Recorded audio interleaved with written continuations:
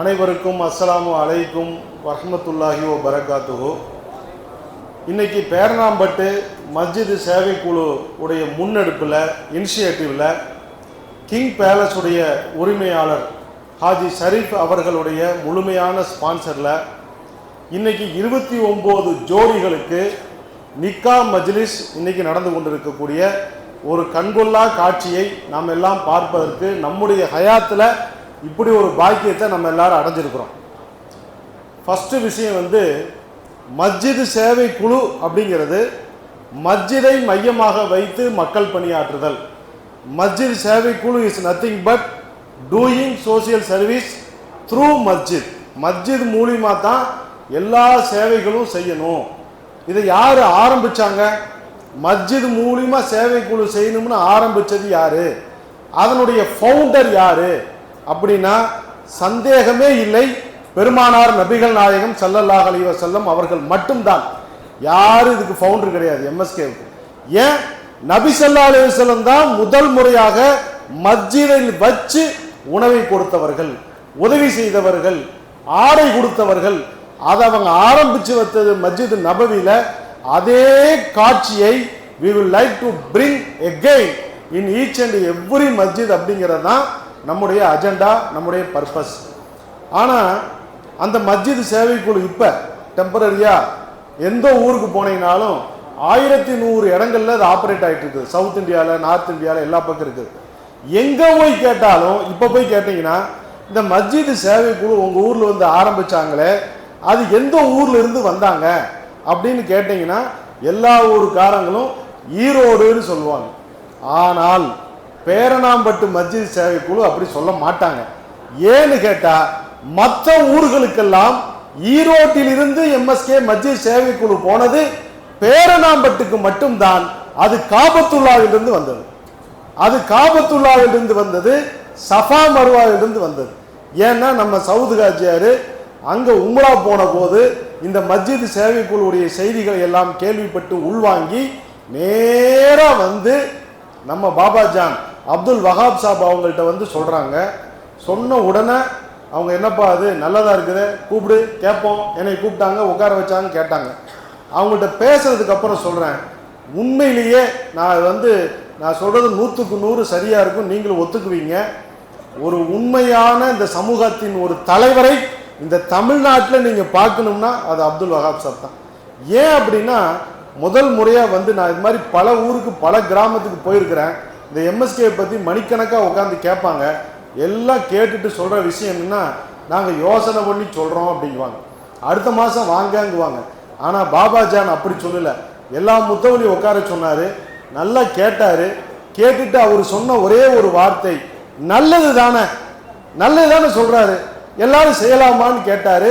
அந்த ஒரு வார்த்தை தான் இன்று இந்த அளவுக்கு, அந்த ஒரு வார்த்தை போட்ட விதைதான் இன்று மரமாக ஆகி இருக்கிறது. அல்லாஹ் தஆலா அவர்களுக்கு நீண்ட ஆயுளையும் உடல் ஆரோக்கியத்தையும், இதுபோல சமூகத்தின் மீது அக்கறை உள்ள தலைவரும், சமூகமே பிரியமாக இருக்கக்கூடிய ஒரு தலைவரும் எங்களுக்கு ஒவ்வொரு ஊருக்கும் கிடைக்க வேண்டும் என்று எல்லாம் வல்ல அல்லாஹ்வை துஆ செய்கிறேன். ஆமீன் சொல்லுங்க.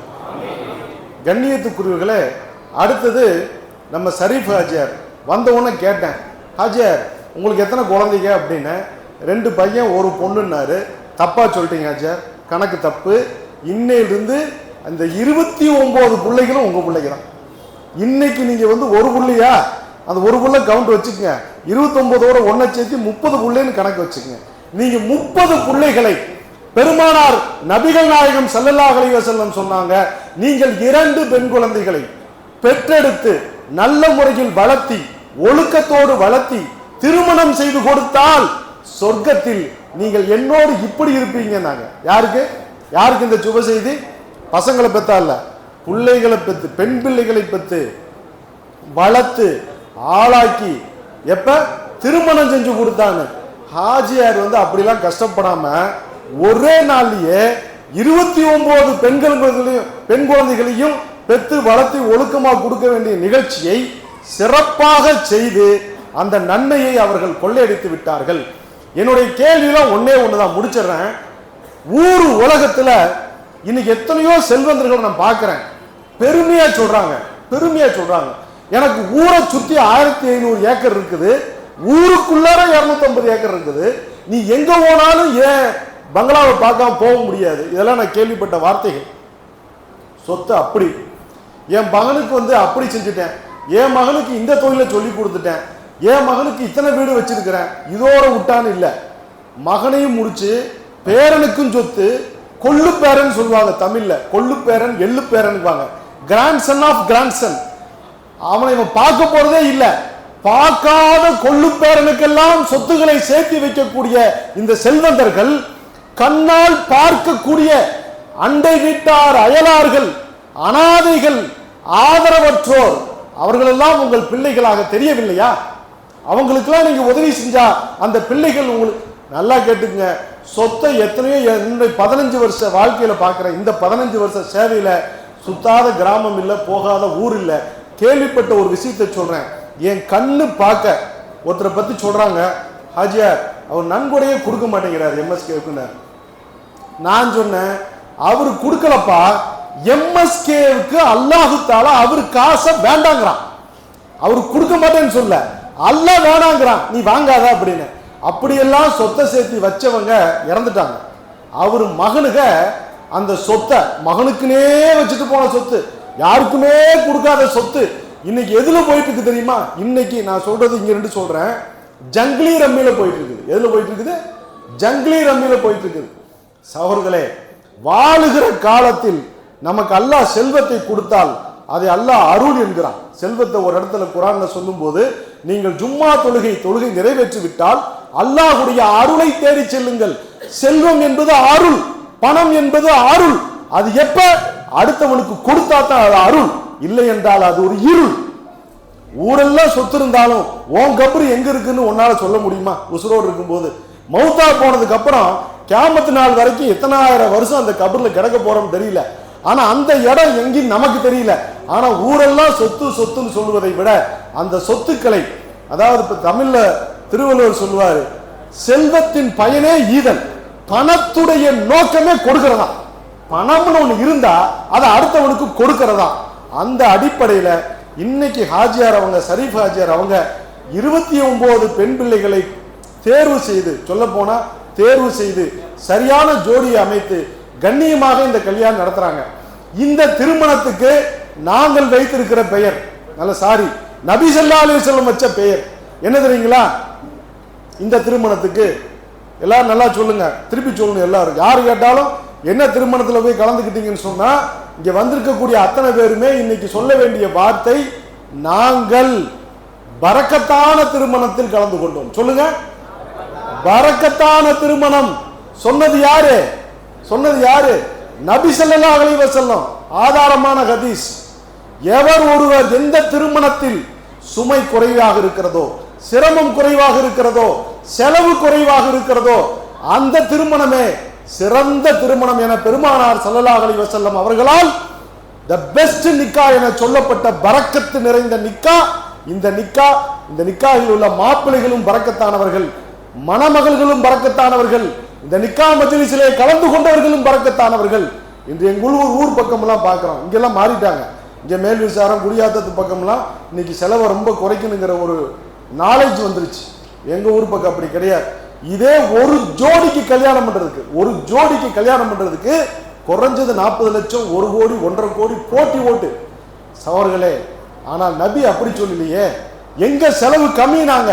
இன்னைக்கு பாருங்க, ஒரு பள்ளிவாசலுக்குள்ள உட்கார்ந்துக்கிட்டு, பள்ளிவாசல்ல உட்கார்ந்து 29 ஜோடிகளுக்கு நிக்கா நடத்தப்படுகிறது என்றால் இதுதான் பரக்கத்தான திருமணம். நான் ஒரே ஒரு அன்பான வேண்டுகோளை வைக்கிறேன்.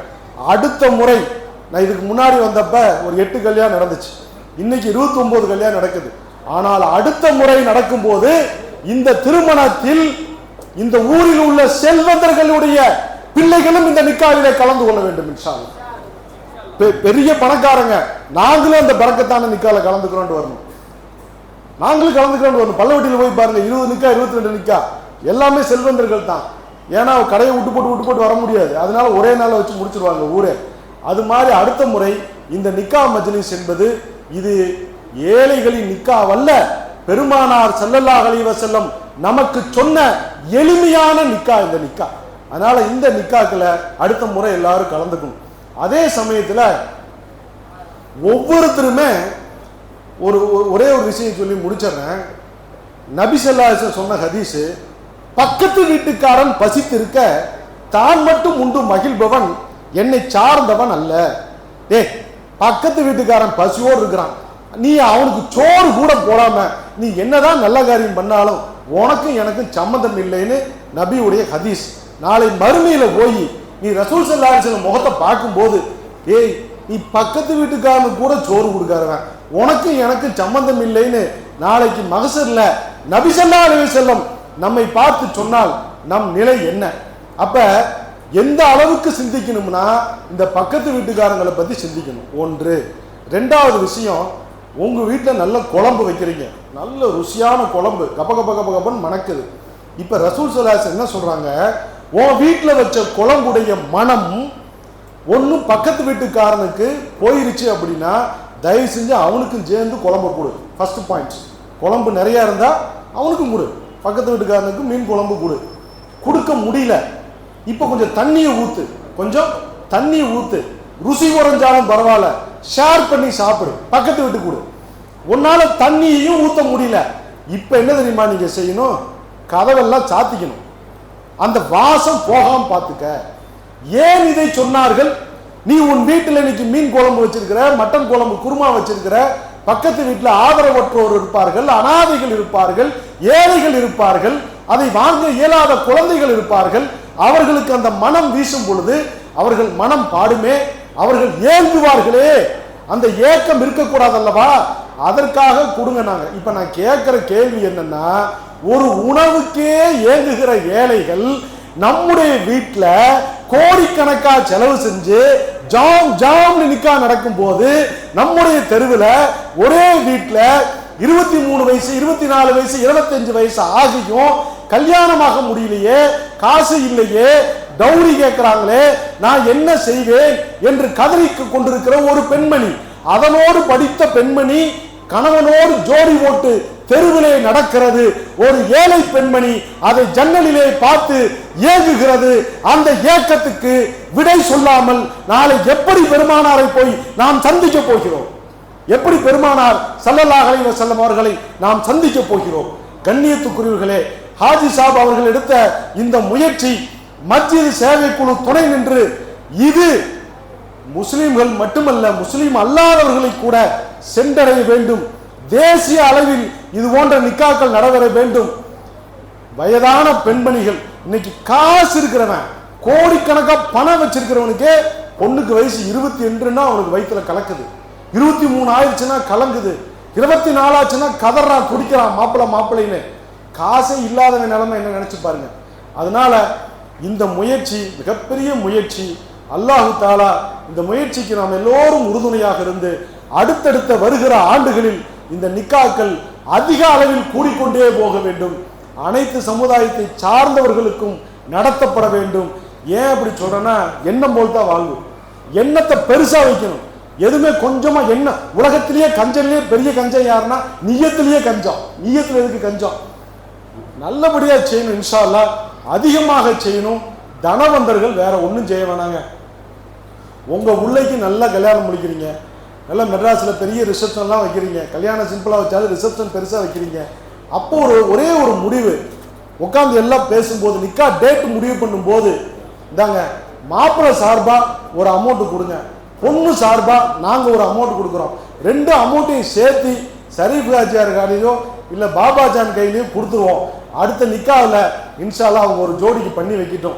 அந்த ஜோடியுடைய துவால நம்ம குழந்தைங்க நல்லா இருக்கணும் அப்படின்னு ஒவ்வொரு செல்வந்தர்களும் முடிவு செய்தால் இன்ஷா அல்லாஹ் உங்களுடைய வாழ்வும் நல்லா இருக்கும், ஏழைகளின் வாழ்வும் நல்லா இருக்கும் என்று கூறி வாழ்த்தி விடைபெறுகிறேன். வாஹிரு தாவானா அல்ஹம்துலில்லாஹி ரப்பில் ஆலமீன்.